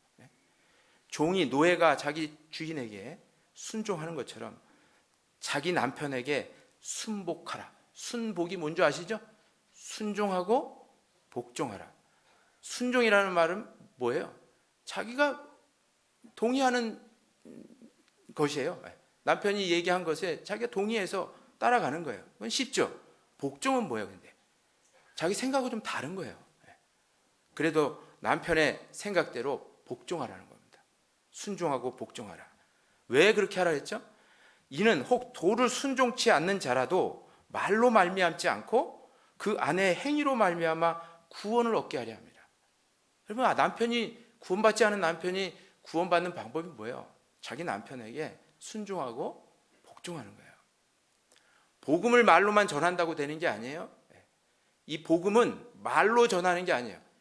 행동으로 전하는 겁니다. 부부간에는. 말을 아무리 뻔질하게 잘해도 부부간에는 아무리 옳은 얘기도 잘 안 듣는 경우가 있어요. 배우자가. 그렇죠? 근데 어떻게 해야 배우자가 들을까? 행위로 들어요. 행위로. 그래서 여기 2절에 너희의 두려워하며 정결한 행위를 봄이라. 누가 본다는 거예요? 남편이 본다는 거예요. 하나님도 보지만 남편이 보는 거예요. 여러분, 그 아내의 구원받은 이후의 변화를 누가 제일 잘 느낄까요? 같이 살붙대고 사는 남편이에요. 남편이 인정해주는 아내가 진짜 아내입니다. 자기 남편이 인정해주는 아내가. 근데 그 남편하고 그렇게 매일매일 살면서 남편이 그 변화를 예감하지 못한다면, 그리스도인으로서 변화된 것을 예감하지 못한다면 그건 잘못 살고 있는 것이고 그 남편을 구원받게 하기 어렵습니다. 그래서 여기 3절에 너희 단장은 머리를 꾸미고 금을 차고 아름다운 옷을 입는 외모로 하지 말고 오직 마음에 숨은 사람을 온유하고 안정한 심령에 썩지 아니할 것으로 하라. 이는 하나님 앞에 값진 것이니라. 자, 너희 단장은 머리를 꾸미고 금을 차고 아름다운 옷을 입는 외모로 하지 말고. 여자들 막 꾸미잖아요. 머리도 막 꾸미고 옷도 입고 귀걸이도 달고 막 아름답게 꾸미죠. 근데 그런 걸로 하지 말고, 하지 말라는 것은 그렇게 도무지 하지 말라는 뜻은 아니에요. 자기가 남편에게 아름답게 보여야죠, 당연히. 근데 뭐 집에 있을 때는 막 화장도 안 하고 막 쌩얼을 보이고, 나갈 때는 막 찍어 바르고 남들한테는 그렇게 잘 보이는데 집에서 그렇게 잘해야 된다. 아름답게 보여야 돼요. 아름답게 보이는데 외모도 아름답게 보여야 돼요. 중요해요. 왜냐하면 사람을 외모를 보거니와 이렇게 말씀했거든요. 그런데 그 외모보다 더 중요한 게 뭐야? 중심이에요. 하나님 보시는 속사람입니다. 그래서 겉으로만 아름답게 하지 말고, 이런 뜻이죠, 이 말씀이. 겉으로만 아름답게 하지 말고 4절에 오직 마음에 숨은 사람. 마음에 숨은 사람이 뭐예요? 속사람입니다. 이 속사람을 온유하고 안정한 심령에 썩지 아니할 것으로 하라. 이는 하나님 앞에 값진 것이니라. 온유하다는 말이 뭐예요? 한결같은 거예요. 한결같은 마음. 상황에 따라 왔다리 갔다 하는 마음이 아니라 항상 어떤 경우에도 자기 남편에게 순복하는 그런 마음. 그리고 안정한 심령, 흔들리지 않는 마음입니다. 뭐 일편단심 민들레라는 얘기도 있잖아요. 정말 흔들리지 않는 그 마음을 가져야 돼요. 그러면 그 남편이 그 아내의 정결한 행위를 보고 구원을 받을 수 있다라고 하는 겁니다. 근데 여자들이 보면 젊었을 때는 잘 이렇게 남편에게 따르는 것처럼 보여. 나이가 들면 남성 호르몬이 나오는지 힘도 세지고 말도 거칠어지고 남자는 거꾸로 여성 호르몬이 나온대잖아요. 그래서 이게 옛날엔 힘도 이제 남자가 세고 그래서 이제 잘 순종했는데 이제 여자가 힘이 더 세요. 어느 날 저녁에 퇴근해서 보니까 냉장고가 여기서 여기로 옮겨져 있어. 장롱도 막 옮겨져 있고. 어디서 그 힘이 나오는지. 그 힘이 세지고 막 그냥 이 남성 호르몬이 막 나오다 보니까 남편에게 잘 순종하고 복종하는 게 정말 힘들어진 것 같아요. 요즘 세태가 보면. 어느 경우든지 온유하고 안정한 심령에 썩지 않을 것을 알아. 온유라는 말이 뭐예요? 어떤 경우에서든지 한결같이 순종하는 마음이에요. 그렇게 해야 그 남편이 구원을 얻는다 이렇게 말씀하고 있어요. 그리고 그 뒤에 그래서 예를 들어서 어떤 정말 믿음의 여인들을 소개하고 있죠. 5절에 보면 전에 하나님께 소망을 두었던 거룩한 부녀들도 이와 같이 자기 남편에게 순복함으로 자기를 단장하였나니. 자, 옛날 믿음의 선진들이, 믿음의 여인들이 자기의 미모를 뭘로 단장한 거예요? 외모로 단장한 것이 아니라 속사람으로 단장한 거예요. 자기 남편에게 순복함으로 자기를 단장하였나니. 진짜 남편이 나이가 많이 먹어도 그래서 외모가 여자들이 변화가도 아름답게 볼 수 있는 방법이 뭐냐? 그 남편에게 잘 순종하고 복종하는 거예요. 이 외모는 바뀌잖아요, 그죠? 화무 11홍이라고 여자들 외모가 조금 지나면 한 10년만 지나면 결혼하고 10년만 지나면 다 바뀌어 버려요. 그래서 성경에 잠언 31장 30절에 고운 것도 거짓되고 아름다운 것도 헛되나 오직 여호와를 경외하는 자가 칭찬을 받으리라 라는 말씀이 있잖아요. 거짓된 거예요, 사실 이게. 그거에 속아서 남자들이 결혼했는데 근데 계속 그 미모를 유지하는 방법이 뭘까? 육체는 찌그러져 가도 이 속사람이 정말 이 말씀대로 아내 위치를 잘 지키는 거예요. 그때야 남편이 여자를 아름답게 보는 겁니다. 성경에 이렇게 돼 있으니까 맞겠죠? 저도 그렇게 되는 것 같아요, 보니까 실제로. 그래서 자기 남편에게 잘 순종하는 거예요. 그러면서 사라를 얘기했죠. 6절에 사라가 아브라함을 주라 칭하여 복종한 것 같이 너희가 선을 행하고 아무 두려운 일에도 놀라지 아니하므로 그의 딸이 되었느니라. 사라가 아브라함을 주라 칭하여 복종한 것 같이 남편을 주님이라고 하라고 성경에 나와 있죠. 에베소서 5장 22절에도 아내들이여 자기 남편에게 복종하기를 죽게 하듯 하고. 지금 이 시간 자기 남편 얼굴을 좀 생각해 봐봐요. 이렇게 좀 떠올려 봐보세요. 그분이 예수님이라고 생각하고 복종하다 이 말이에요. 그분이 예수님이에요. 예수님 멀리 있는 게 아니라 내 옆자리에 있어요.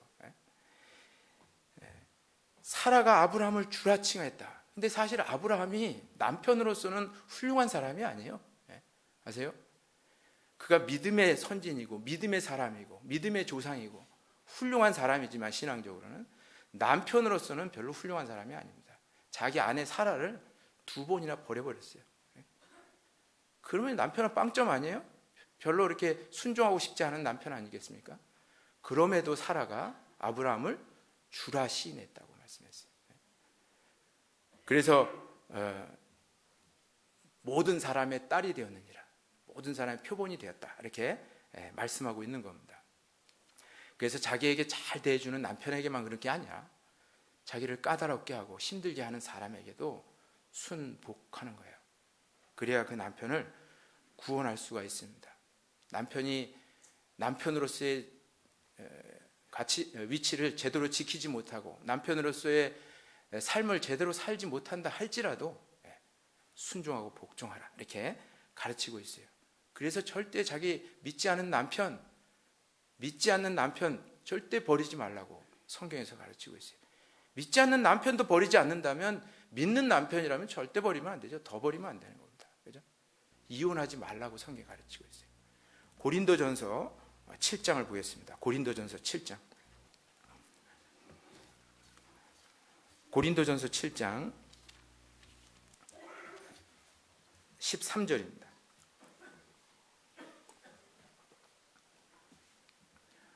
고린도전서 7장 13절부터 16절까지인데요. 제가 읽어볼게요. 13절. 어떤 여자에게 믿지 아니하는 남편이 있어 아내와 함께 살기를 좋아하거든 그 남편을 버리라 했어요? 버리지 말라.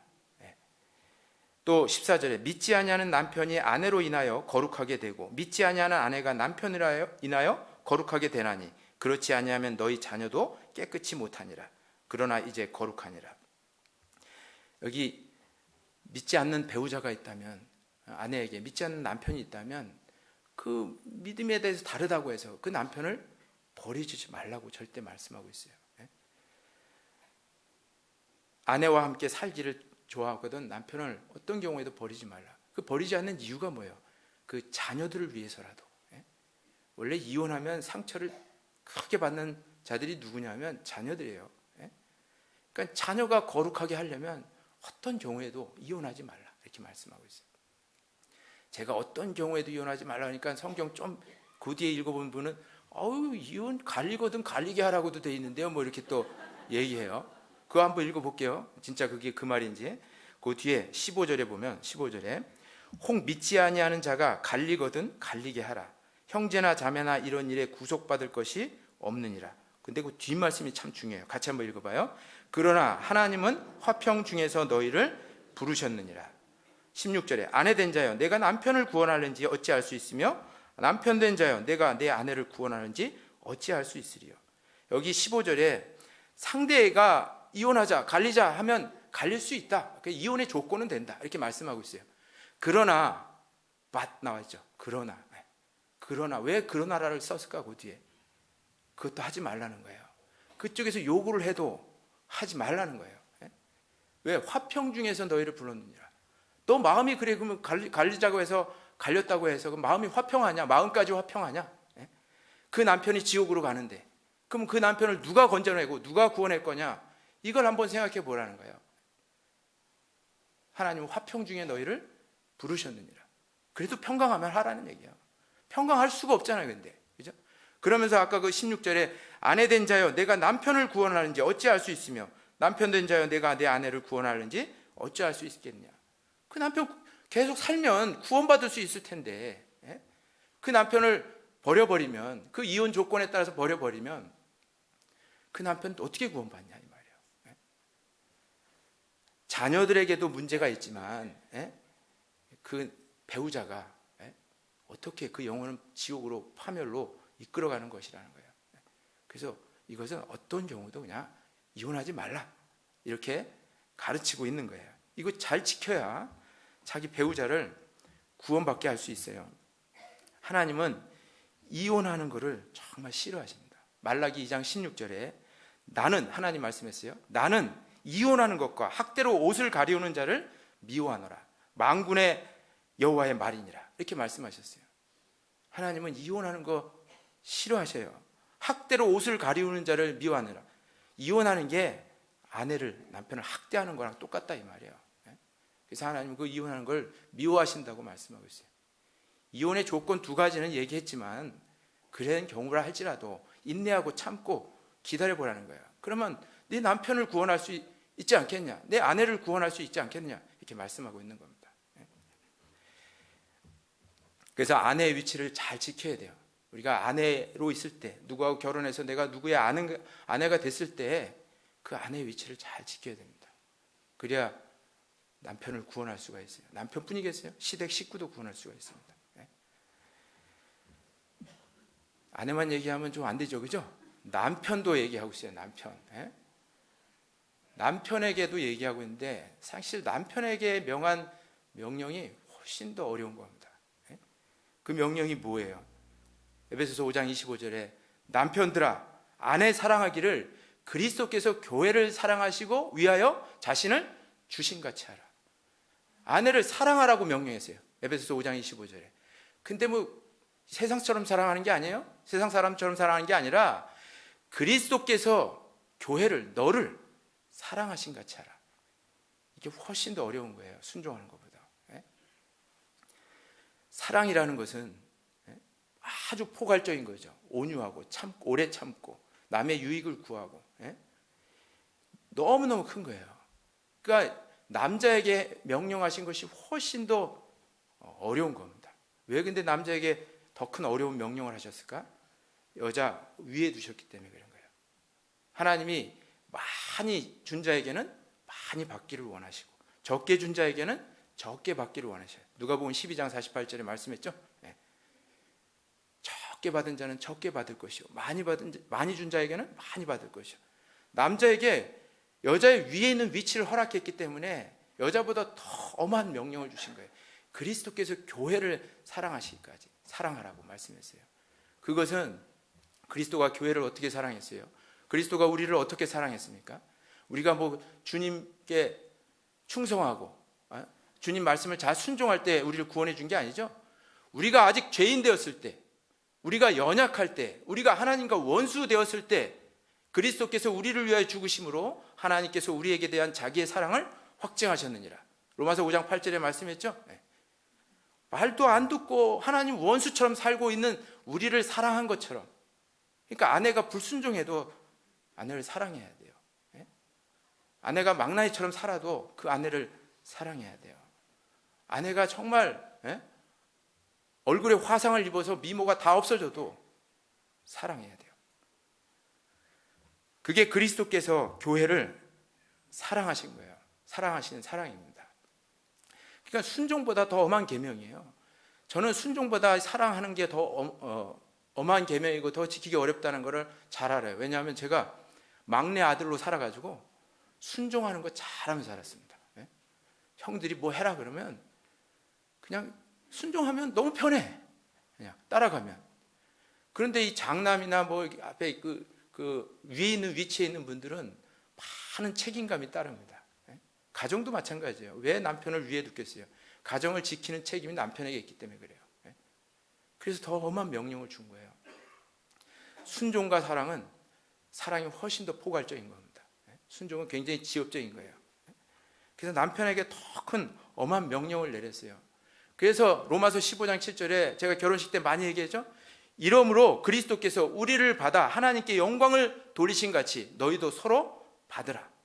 그 못난 아내라 할지라도 받아야 돼요. 사랑으로 내 마음에 다 담아야 됩니다. 덮어주고 사랑해야 돼요. 그게 하나님이 남편에게 하신 명령이에요. 그래야 믿지 않는 아내가 구원받습니다. 잘할 때만 하는 게 아니에요. 잘하지 못할 때도 사랑하는 거예요. 그리고 아내를 괴롭히지 말라고 성경에 돼 있어요.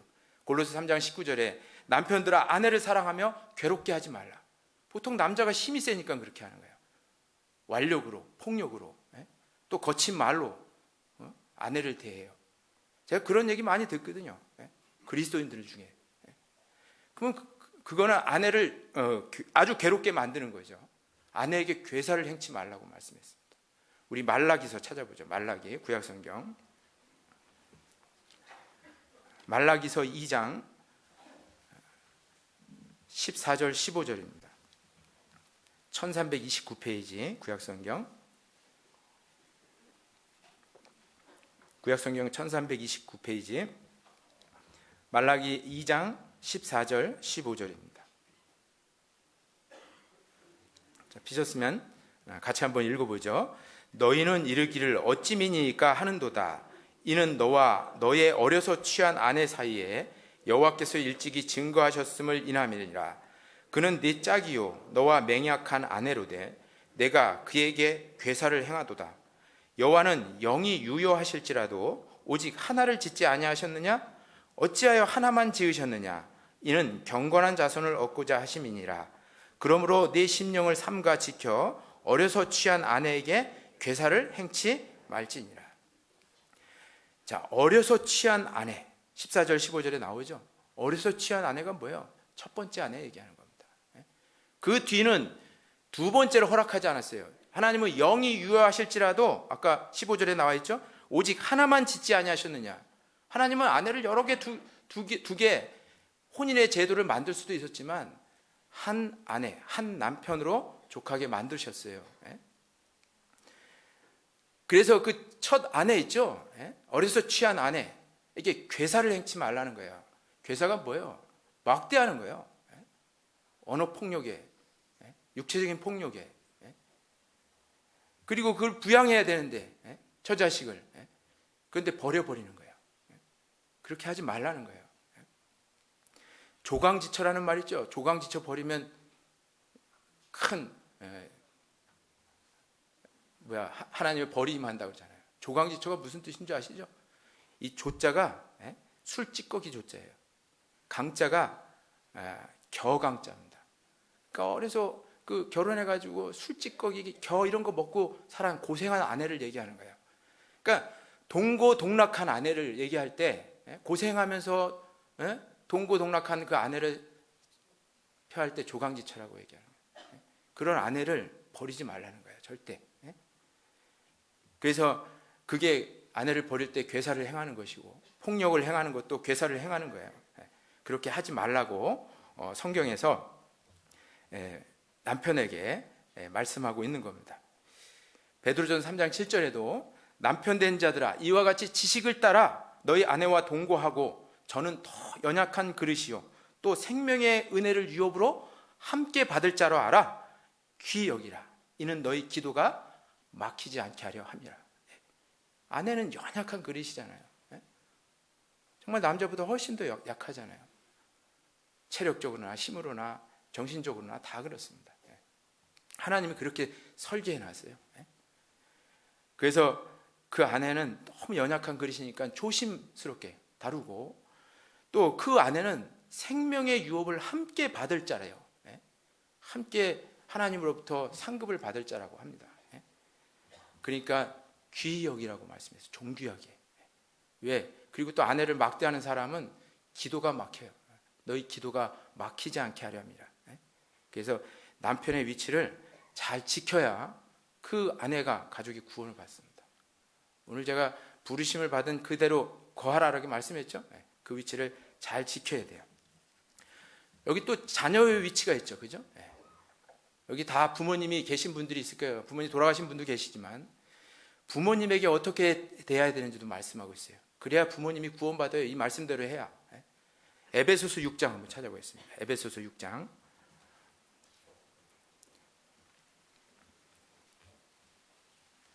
에베소서 6장 1절 2절입니다. 3절까지 에베소서 6장 1절 2절 3절 같이 한번 읽겠습니다. 자녀들아 너희 부모를 주 안에서 순종하라. 이것이 옳으니라. 내 아버지와 어머니를 공경하라. 이것이 약속 있는 첫 계명이니 이는 내가 잘되고 땅에서 장수하리라. 십계명에도 내 부모를 공경하라 나와 있죠. 주님은 구원받은 그리스도인들에게 내 부모를 주 안에서 순종하라. 주 안이라는 전제가 있죠. 주 안에서. 주 밖에서까지 순종할 수는 없고 하나님이 너 하나님 말씀 불순종하며 살아라. 하나님을 저주해라. 이런 것까지 우리가 부모 말을 순종할 수는 없어요. 부모보다 더 위에 있는 분이 하나님이시니까. 그런데 그런 거 외에는 부모에게 모든 것에서 순종해야 됩니다. 그것이 옳다 그랬죠. 내 아버지와 어머니를 공경하라 했죠. 이는 약속 있는 첫 계명이래요. 여러분 십계명에 보면 첫 계명은 나 외에 다른 신을 섬기지 말라죠. 부모 공경하라는 게 아니죠. 십계명에 1번부터 4번까지는 하나님께 순종해야 될 계명이고 5번부터 10번까지 6개는 사람이 사람에게 순종해야 될, 사람을 사랑하는 계명이에요. 사람이 사람에게 순종하는 계명 중에 가장 첫 번째 계명이 내 부모를 공경하래. 5번째. 그거는 살인하는 죄보다 더 큰 죄가 부모 불공경하는 죄예요. 간음하는 죄보다, 도둑질하는 죄보다, 거짓말하는 죄보다, 탐욕을 내는 죄보다 더 큰 죄가 부모를 공경하지 않는 죄입니다. 그리고 자기 부모를 공경하지 못하는 사람은, 보이는 부모를 공경하지 못하는 사람은 하나님도 공경할 수가 없습니다. 그래서 부모님께 정말 공경하고 잘해야 돼요. 모든 일에 순종해야 돼요. 여기 학생들도 있고 청년들도 많이 있지만 정말 내가 부모님에게 어떻게 공경하고 있는지 한번 스스로에게 자문을 한번 해보세요. 사실은 이게 결혼을 하고 자식을 낳고 자식을 키워봐야 부모가 나를 이렇게 사랑했구나 이거 비로소 알아요. 근데 막 그때 가서 효도하려면 부모님 안 계실 때도 있고 힘들 때가 있어요. 지금 정말 하나님이 부모님 공경하고 할 때, 그때 부모님 계실 때 그때 정말 부모님께 잘해야 됩니다. 부모님 말에 잘 순종하고 복종해야 됩니다. 그래야 부모님이 구원을 받아요. 그리고 부모에게 공경하는 대가가 나와 있죠. 내가 잘 되고 땅에서 장수하리라. 이 금생에서도 하나님이 약속을 해주셨어요. 내가 잘 된다고. 땅에서 부모 공경하는 사람은 땅에서 잘 돼요. 장수한대요. 또 오래 살고 싶으신 분들은 진짜 부모님께 잘해보세요. 내가 잘 되고 땅에서 장수하리라 이렇게 말씀하고 있어요. 부모에 대한 공경의 대가가 이렇게 엄청난 것처럼 금생과 내생에서 다 하나님이 약속을 해주셨는데 부모를 불공경하는 것에 대한 대가는 참혹합니다. 잠언 30장 17절에 아비를 조롱하며 어미 순종하기를 싫어하는 자의 눈은 골짜기의 까마귀에게 쪼이고 독수리 새끼에게 먹히리라. 얼마나 누나를 뽑아버린다니까 얼마나 무서운 말이에요. 부모를 공경하지 않는 사람들. 그래서 이 자녀의 위치에 있는 사람들은 자기 부모에게 정말 주 안에서 잘 순종해야 됩니다. 그리고 여긴 또 이제 부모의 위치에 있는 분들 있잖아요. 자식을 어떻게 대해야 되느냐? 그 6장 4절 있으니까 같이 한번 읽어봐요. 또 아비들아 너희 자녀를 노엽게 하지 말고 오직 주의 교양과 훈계로 양육하라. 아비들에게 명령한 거예요. 첫 번째가 뭐예요? 자녀를 노엽게 하지 말라는 거예요. 자녀가 어느 때 노여워할까요? 아무 이유 없이 자기 감정풀이로 아이들을 막 때리는 거예요. 아이에게 싫은 소리 하고 자기 감정에만 너무 충실한 거예요. 이게 옳고 그른 사리 판단을 하지 않고. 그리고 아이가 잘못해도 아이를 교정하고 사랑하려고 하는 마음으로 아이에게 징계를 내리고 매를 대고 하는 건 좋지만 자기가 화가 난 거예요. 자기 분노가 난 거예요. 그래가지고 자기 분노를 자기 스트레스를 푸는데 아이를 사용해요. 이게 아이를 노엽게 하는 거예요. 골로새 3장 21절에 동일한 말씀이 있어요. 아비들아 너희 자녀를 경록해 말지니 낙심할까 두려우니라. 애들이 낙심한다는 거예요. 부모에게서 그런 홀대를 받고 부모에게서 정말 사랑을 받지 못하면 낙심을 해요. 이 세상에 살 가치를 못 느끼는 거예요. 사실 이 자식이라는 것은 내게 아니라는 걸 아셔야 돼요. 성경에 그렇게 말씀하고 있어요. 내 몸으로 낳았지만 내게 아니고 하나님 거라고 말씀했어요. 시편 127편 3절에 자식은 여호와의 주신 기업이요 태의 열매는 그의 상급이로다. 자식은 하나님이 주신 기업이에요. 하나님이 주신 영혼이에요. 나보고 잘 관리하라고. 그러니까 자식은 내 소유가 아니라 하나님 소유고 나는 자식을 잘 관리하는 청직이에요. 청직. 매니저란 말이에요. 그 아이를 어떻게 관리해요? 낳은 자식을 하나님의 사람으로 만들어서 하나님께 바치는 거예요. 그게 자식 교육입니다. 그래서 여기 아까 아비들아 너희 자녀를 노엽게 하지 말고 오직 주의 교양과 훈계로 양육하라. 주의 교양과 훈계로 양육하라 그랬지 수학, 영어로 양육하라고 그러지 않았어요. 아이들 막 학원 보내고 거기서 교육시키는 거는 막 그냥 관심이 많은데 이 하나님의 말씀으로 하나님의 사람을 만드는 일에는 덜 관심을 갖는 거예요. 거꾸로 돼야 되는데. 영어 수학으로 이 세상에 사회인을 만드는 것은 두 번째예요. 첫 번째는 그리스도인으로 만들어서 하나님의 일꾼으로 만드는 게 하나님이 우리에게 주신 자식의 목적이에요. 그런데 그 자식을 자기 것인 양 자기 소유인 적 생각하니까 말 안 들으면 막 엄하게 구타하고 그래요. 성경에 매를 대라고는 얘기했죠. 그런데 그게 정말 자기 감정인지 정말 아이를 올바로 세우려고 하는 징계인지 한번 스스로 생각해 보세요. 부모님들한테 물어봅니다. 성경에 보면 훌륭한 부모 밑에서 훌륭한 자녀들이 태어난 경우도 있어요. 물론 훌륭한 부모가 자식 교육 잘못한 사람도 있긴 있지만, 디모데가 그런 사람이에요. 디모데가 그 외조모 로이스와 어머니 유니게의 믿음이 내 속에 있음을 내가 아노라. 바울 사도가 얘기했죠, 그죠? 부모의 믿음을, 자기의 신앙을 그대로 자식에게 전해줘야 돼요. 그런데 부모의 신앙은 참 좋은데 자식의 신앙은 엉망인 사람들이 있어요. 제가 여러 교회를 다니면서 몇 번의 케이스를 본 거예요. 물론 성경에도 그런 사람들이 많잖아요. 성경에 보면 사무엘 훌륭한 선지자죠. 근데 그 아들들은 사사의 그 맥이 사무엘에서 끊길 정도로 타락한 사람이었습니다. 다윗도 마찬가지고, 다윗 자체는 훌륭한 믿음의 사람이지만 그 자식들은 근친상간하고 서로 죽이고 하는 정말 엉망진창인 그런 자식을 키워냈어요. 우리의 신앙만이 중요한 게 아니라 우리의 신앙을 자식에게 그대로 전달해 주는 것, 그게 부모의 위치라고 하는 것을 말씀하고 있습니다. 또 그 믿지 않는 자녀들이 있으면 성경대로 있죠, 사랑해야 됩니다. 성경대로 아이를 양육해야 돼요. 그래야 구원을 받습니다. 자, 그래서 우리 가정에서의 위치를, 부르신 위치를 잘 지켜내야 됩니다. 그 다음에 또 하나 이제 중요한 게 있어요. 또 하나 뭐냐면, 남은 시간 그리스도인의 배우자를 정하는 거예요. 그리스도인은 여기 초혼도 하실 분도 있고 재혼하실 분들도 있을 거예요. 그 초혼이든 재혼이든 간에 그리스도인의 배우자는 반드시 구원받은 사람과 결혼해야 됩니다. 그게 하나님의 명령이에요. 우리 고린도전서 6장입니다. 고린도전서 6장. 고린도전서 6장.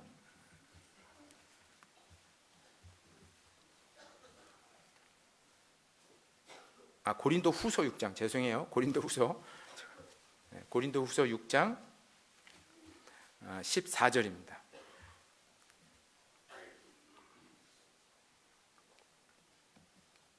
고린도후서 6장 14절 제가 읽어볼게요.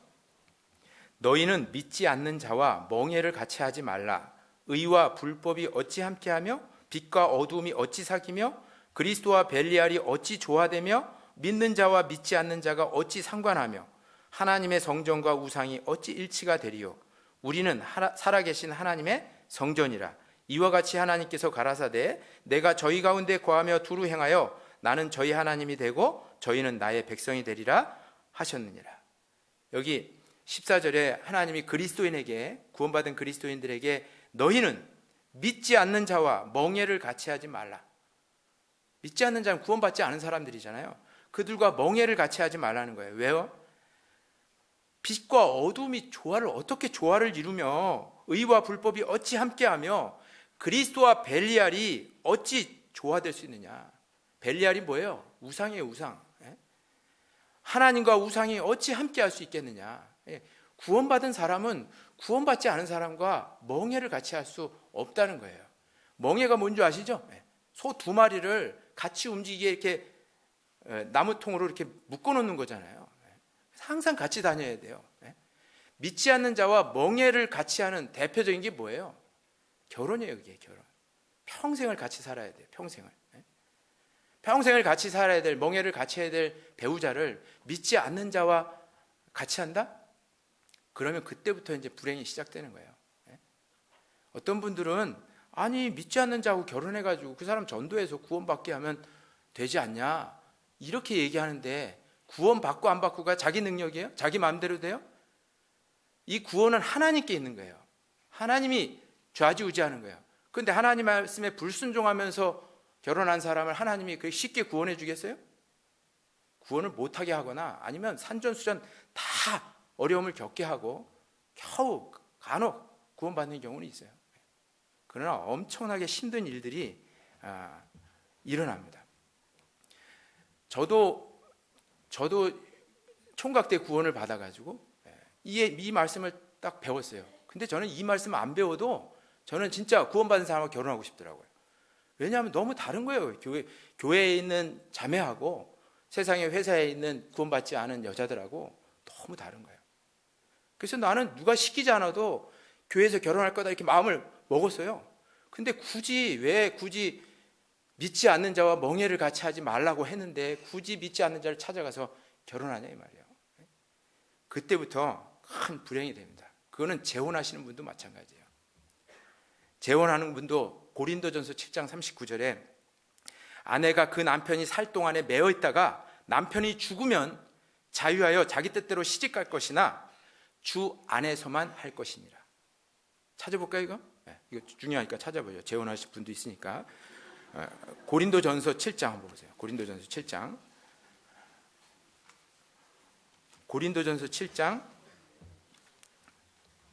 39절입니다. 고린도전서 7장 39절 같이 한번 읽어보겠습니다.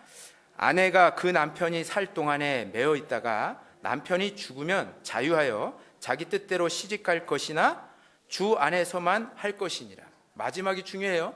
주 안에서만 할 것이니라. 주 안에서만 재혼하라는 말이 뭐예요? 거듭난 그리스도인하고만 재혼하라 이렇게 말씀하고 있어요. 구원받지 않은 사람하고 지금 부부관계로 살고 있다면 버리지 말라고 했으니까 절대 이혼하면 안 돼요. 구원 안 받았다 할지라도. 근데 이제 결혼해야 될 사람들은 반드시 구원받은 사람과 결혼하라고 가르치고 있어요. 이건 초혼이든 재혼이든. 그리고 여기 재혼의 조건에 대해서 나와 있죠. 아무거나 재혼하는 게 아니에요. 그리스도인은 반드시 남편이 죽으면 사별하면, 남편이나 아내가 죽어서는 이제 자유할 수 있으니까 충분히 재혼할 수 있다고 성경에서 말씀하고 있어요. 그 다음에 또 재혼하는 건 뭐예요? 구원받기 전에 이혼한 사람들 있잖아요. 구원받기 전에 이혼한 사람들은 구원 이후에 재혼할 수 있습니다. 그것도 그리스도인끼리 이렇게 재혼할 수가 있어요. 왜? 구원 전의 이혼은 이미 이전 것이잖아요. 이전 것은 다 지나갔으니 보라 새 것이 되었도다라고 이렇게 말씀했기 때문에 구원받기 이전에 이혼이라는 잘못을 저질렀어도 그건 지나간 일이니까 이제 앞으로 새 사람을 살아야 되고, 다만 새 사람으로 살면서 구원받은 사람하고 결혼해야 돼요. 그리고 구원받은 다음에 이혼한 사람들이 있어요. 그건 절대 하나님 앞에 범죄한 거, 잘못한 거거든요. 그거는 구원받은 그 남편과 다시 합하는 게 맞습니다. 그런데 만약에 그 구원받은 남편이나 아내가 재혼을 하면 그때 가서는 할 수가 있어요. 그럼 먼저 본인이 하는 건 아니에요. 그래서 이 재혼도 조건이 있어요. 아무 때나 하는 것이 아닙니다. 이혼도 조건이 있죠. 뭐가 음행하거나 하면 이혼할 수 있어요. 또 상대가 갈라서자 하면 갈라설 수 있어요. 그 조건 얘기했죠. 그러나 그것도 참으라고 나와 있어요. 참고 이혼하지 말라고. 조건은 되지만 성경에 그렇게 나와 있습니다. 그래서 이혼은 절대 하면 안 되는 거예요. 우리 마태복음 5장을 한번 찾아보죠. 마태복음 5장 31절 32절입니다. 마태복음 5장 31절 32절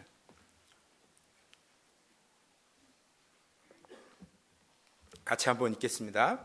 또 일러스되 누구든지 아내를 버리거든 이혼 증서를 줄 것이라 하였으나 나는 너희에게 이르노니 누구든지 음행한 연고 없이 아내를 버리면 이는 저로 간음하게 함이요 또 누구든지 버린 여자에게 장가드는 자도 간음함이니라. 여기 예수님께서 하신 말씀인데, 누구든지 아내를 버리거든 이혼 증서를 줄 것이라. 이 말은 뭐 이혼을 예수님이 공인한 것처럼 느껴지죠. 이게 이혼하라고 준 게 아니에요. 옛날에 신명기 24장에 보면 이 아내를 있잖아요. 그냥 음행도 안 했는데 그냥 버린 거예요. 이혼해 버린 거예요. 버려버린 거예요. 그럼 이 여자 인권이 잘못되는 거잖아요. 이런 버린 여자는 또 누가 장가들면 간음함이라고 얘기했잖아요. 그래서 할 수 없이 이방인들이 하는 요구대로 이혼 증서를 주라고 모세에게 명령한 거예요. 그 여자의 인권 있죠. 인권을 보호하려고. 이혼하라는 뜻이 아니라 이 여자가 재혼할 수 있게. 남편이 그냥 버려버린 거예요. 음행도 안 했는데 그냥 버려버린. 그 여자의 인권을 위해서 이혼 증서를 모세에게 주라고 한 거예요. 이혼을 권장한 것이 아니라. 그러면서 32절에 예수님이 나는 너에게 이르노니 누구든지 음행한 연고 없이 아내를 버리면 이는 저로 간음하게 하며, 이혼 증서도 주지 않고 음행도 안 했는데 버려버리면 그 여자가 다른 사람이 볼 땐 간음하게 되는 거잖아요. 그 여자가 억울한 일이 당했지만. 그러니까 그 이혼 증서를 주라고 말씀했고, 그런 또 여자에게 장가드는 자는 간음함이니라. 그러니까 이건 뭐예요? 상대가 결혼했을 경우에만 자기도 결혼하라고 가르치는 거예요. 그래서 이 재혼도 이혼을 하지 말고, 이제 재혼할 일이 있는 경우는 사별이나, 그리고 구원 전에 이혼한 사람이나 또 구원 후에 이혼한 사람도 그 첫 번째 배우자가 재혼했을 때 결혼하는 거예요. 재혼하는 겁니다. 그렇게 우리가 하나님의 말씀을 잘 이렇게 위치를 지켜야 돼요. 왜 근데 구원받은 사람들은 왜 꼭 구원받은 사람들과 꼭 결혼하라고 이렇게 명령했을까? 구원받지 않은 사람과 결혼하면 구원받지 않은 사람의 풍습이 구원받은 사람에게 들어오는 거예요. 거꾸로 되면 더 좋잖아요. 그죠? 구원받은 사람의 믿음이 구원 안 받은 사람에게 믿음이 전달해서 구원받게 하면 되게 좋죠. 그거야말로 일석이조예요. 근데 그렇게 되는 경우가 없다 이 말이에요. 거의. 거꾸로 된다 이 말이에요. 거꾸로. 구원받은 사람이 타락하게 된다 이 말이에요. 우리 여호수아서 23장 한번 찾아보죠. 구약성경 여호수아서 23장.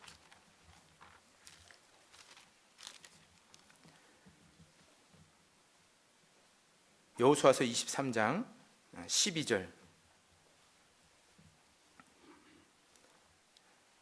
여호수아서 23장 12절 13절.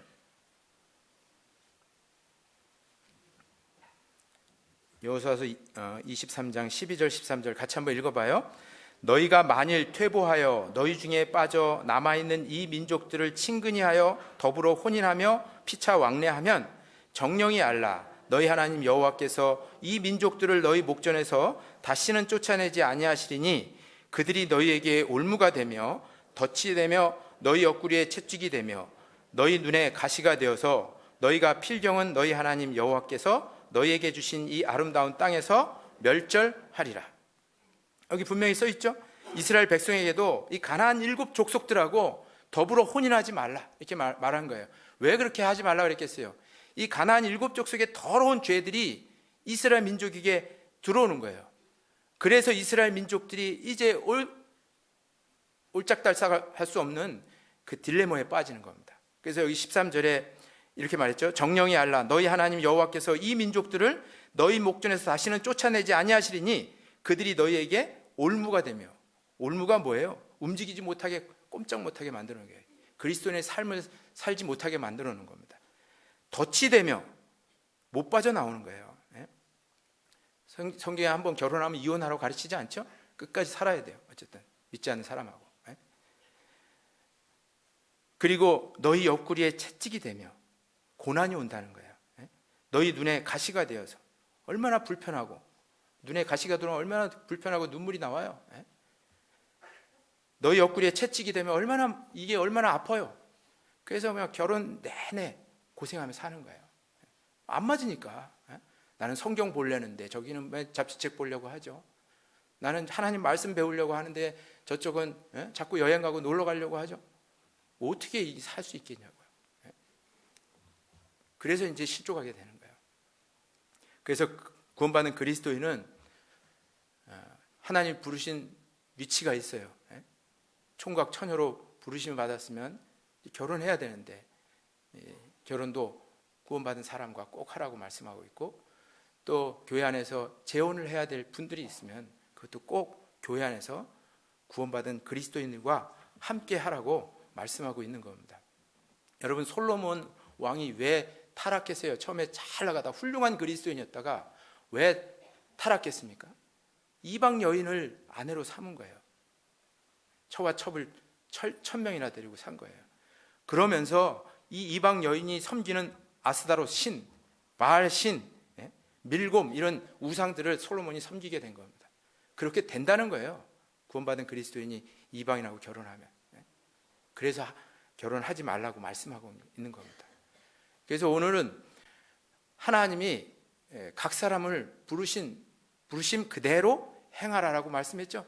부르신 위치가 어떤 것인지, 내가 정말 아내일 때, 남편일 때 부르셨는지, 내가 자식일 때, 부모일 때 부르셨는지 생각하고 그 위치를 잘 지키고, 또 결혼은 어떻게 해야 되며 배우자는 어떻게 선정해야 되는지, 이런 것들을 같이 이렇게 살펴봤어요. 이건 정말 구원받은 그리스도인들이, 세상 속에 사는 그리스도인들에게 하나님이 주신 말씀이에요. 이 말씀에 순종하면 우리 배운 대로 복을 받아요. 불순종하면 힘든 일들이 일어나고. 그래서 정말 기본적인 말씀이지만, 기초적인 말씀이지만 새로 구원받으신 분들이 있고 하니까 우리 마음속에 담아두라고 이 말씀을 했어요. 다음 시간에는 그리스도인의 정체성에 대해서, 그렇죠? 그리스도인이 누구인지, 과연 어떤 사람들인지 주님의 말씀을 따라서 같이 배워보도록 하겠습니다. 기도하고 마치겠습니다. 사랑이 많으신 거룩하신 주님, 저희를 구원해 주셨고 또 주님 몸된 교회 안에 거하도록 도와주시고, 이곳에서 하나님의 말씀으로 주님의 형상으로 다듬어 주시고, 또 귀한 복음 맡겨주셔서 사랑하는 가족들에게 복음 전하며 살도록 도와주심에 감사합니다.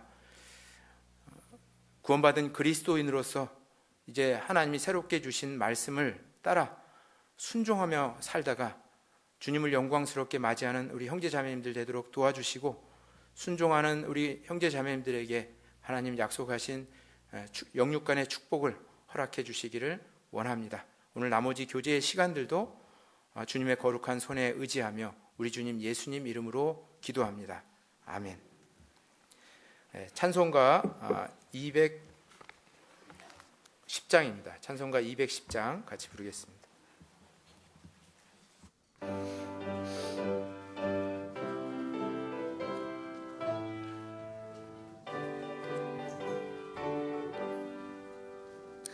내 죄 사함 받고서 예수를 한 뒤 나의 모든 것 다 변했네.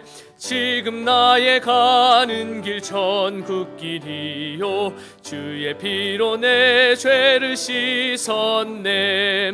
나의 모든 것 변하고 그 피로 구속 받았네.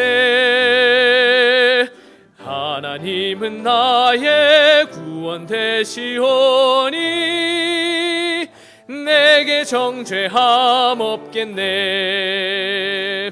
주님 밝은 빛 되사 어둠에 치고 나의 모든 것 다 변했네.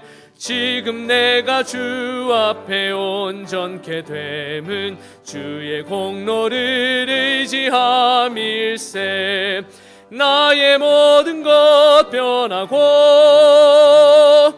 그 피로 구속 받았네. 하나님은 나의 구원 되시오니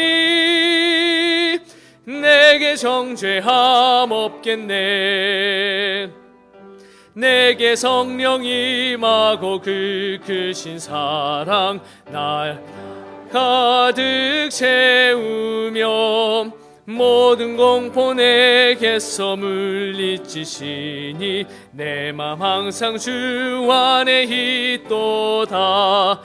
나의 모든 것 변하고 그 피로 구속 받았네. 하나님은 나의 구원 되시오니 내게 정죄함 없겠네. 네, 광고해 주시겠습니다.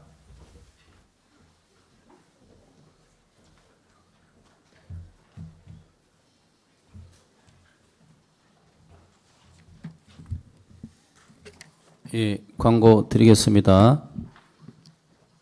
예, 아까 목사님 말씀도 하셨지만 내일부터 어머니 낮 집회가 계획되어 있고요.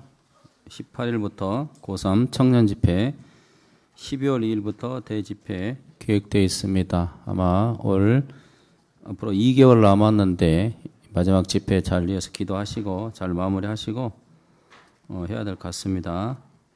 아울러 대전도 집회 헌금도 우리 형제자매들 한 번도 빠짐없이 다 십시일반으로 참여해 주시기 바랍니다. 성도 주소록 2020 성도 주소록을 위해서 아마 촬영을 하는 것 같습니다. 오늘은 그 1, 2, 3 교구 다 이렇게 촬영하시기를 총무부에서 부탁드렸습니다. 아마 이게 잘 안 되는 것 같아요. 그래서 사진 없으신 전자수소를 만드는데 사진 없으신 형제자매들이 많기 때문에 꼭 좀 촬영을 해달라고 이렇게 광고 들어왔습니다. 꼭 좀 촬영해 주시기 바랍니다. 오늘 모임은 회별, 부서별, 이삭부, 그 다음에 전체 임원 모임이 3시 40분 본대강당에서 있겠습니다. 이후에 구역장 모임, 봉사위원 모임 있습니다. 광고 마치겠습니다.